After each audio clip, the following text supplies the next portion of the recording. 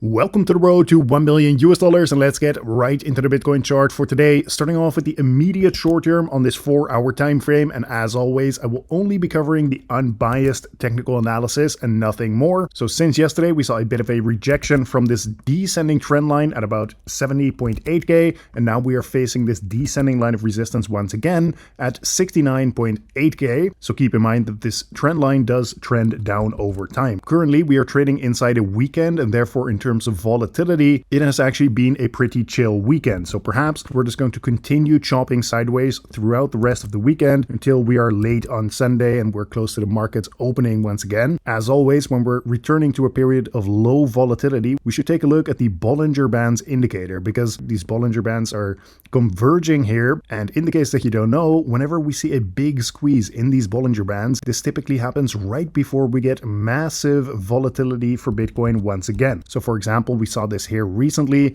We saw this squeeze in the Bitcoin price. By the way, this was also during a weekend where we saw low volatility. Either way, on Tuesday, we then saw a big squeeze in these Bollinger Bands, and this led to this massive dump to the downside. So over the next couple days, I'm just going to keep an eye on this and keep you updated every single day, of course. For now, we're still technically in an uptrend, although we are facing this very important area of resistance. A rejection from this is still completely on the table, but for now, we're still holding above this ascending trend line. So these are the two key trend lines that I'm paying attention to on this 4-hour time frame. As always, I'm also going to point towards some liquidity later on in the video, because there are some significant pockets of liquidity. But before that, let's actually take a look at some support and resistance levels for Bitcoin. Recently, we rejected from this area of resistance, sitting from 71.5 all the way up to 73k. Now trading inside this level of support, sitting from 70 all the way down to 67.5k. My expectation for this weekend is that very likely we are just going to stay in between these two levels here, unless of course we get some kind of major news event coming out. And before I get to some price targets for Bitcoin, let's also take a look at the market structure first. Of course, I've covered this extensively on the channel, but either way, for now we are still in that bearish market structure, making lower highs and lower lows.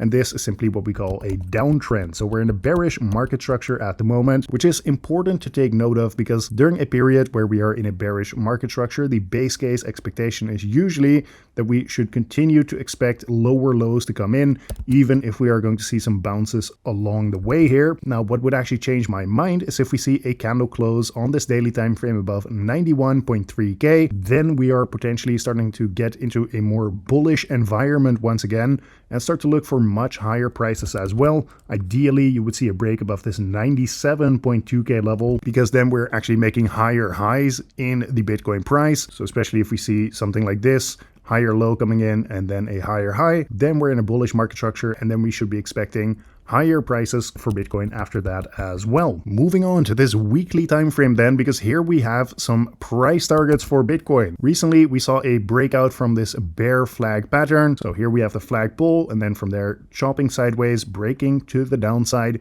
which confirmed this price target at 52,000 in the Bitcoin price, and the more extended target being 45k in the Bitcoin price. So recently we saw a big bounce from this 60k level, and of course on the daily time frame this is easily visible. And perhaps your question now is if this actually changed anything for me in terms of these price targets.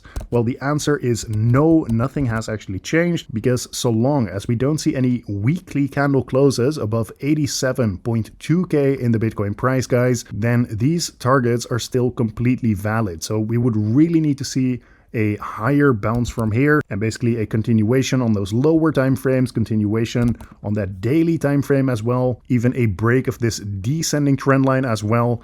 So really start to see a bunch of reversal signals in combination with a candle close above this point of the breakout of this bearish flag pattern, and only then would this invalidate these two price targets here. Although let me be very clear, if we actually do get a look like this, as soon as we're breaking above this, guys, like obviously I'm going to cross off these price targets, change my mind, flip bullish on Bitcoin again, and then we can start looking for higher prices for Bitcoin after that, of course. So you have a clear price target and a clear point of invalidation, which is the way things should be done when you're talking about price targets. By the way, if you want to learn the basics of technical analysis as well as how to leverage trade crypto, simply go to rt1m.com, which I will leave a link to in the video description. I have over an hour of educational content about this topic, which you can watch completely for free on my website upside here. Either way, if we move on to the Bitcoin ETF flow tables, yesterday we saw a massive inflow into the Bitcoin ETFs, changing that trend of massive outflows that we've seen here recently. So we got a net inflow of about $330 million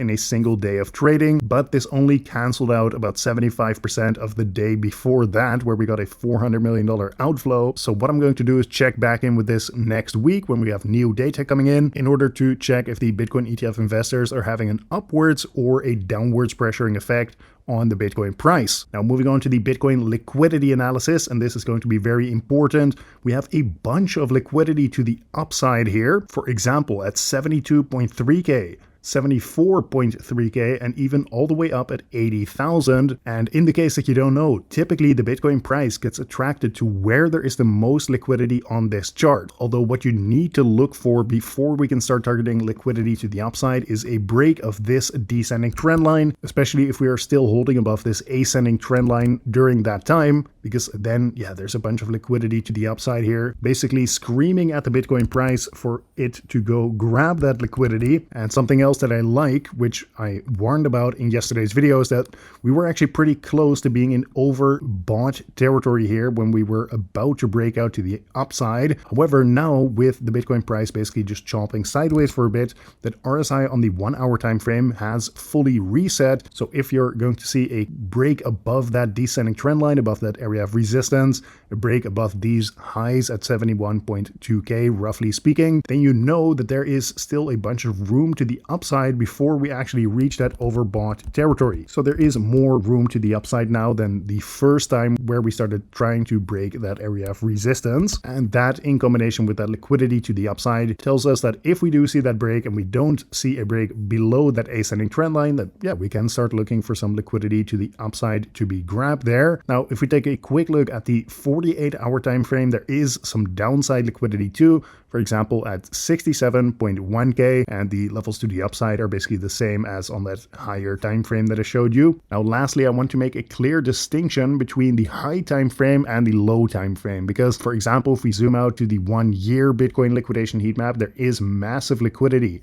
around these previous all-time highs, similar to how there's also upside liquidity on that lower time frame. But there is a big difference here, because we have to go back to that market structure that I talked about earlier in the video. And if you're going to be talking about grabbing liquidity all the way up here, at the very least, guys, you need to see some kind of change in that market structure from bearish to bullish. So when we get a confirmation of that bullish structure coming in, that is the time where we can start looking for some upside liquidity on the higher time frame to be grabbed as well. But until then, I would be, personally at least, a bit more cautious with trying to get some massive kind of long position all the way to new all-time highs for Bitcoin, which is why, for me personally at least, it makes the most sense to be trading the lower time frames, taking advantage of short-term dumps and short-term pumps. So if you want to learn how to do that, simply go to rt1m.com, where I will teach you all of this completely for free. But regardless, if you do end up checking that out or not, thank you for watching once again,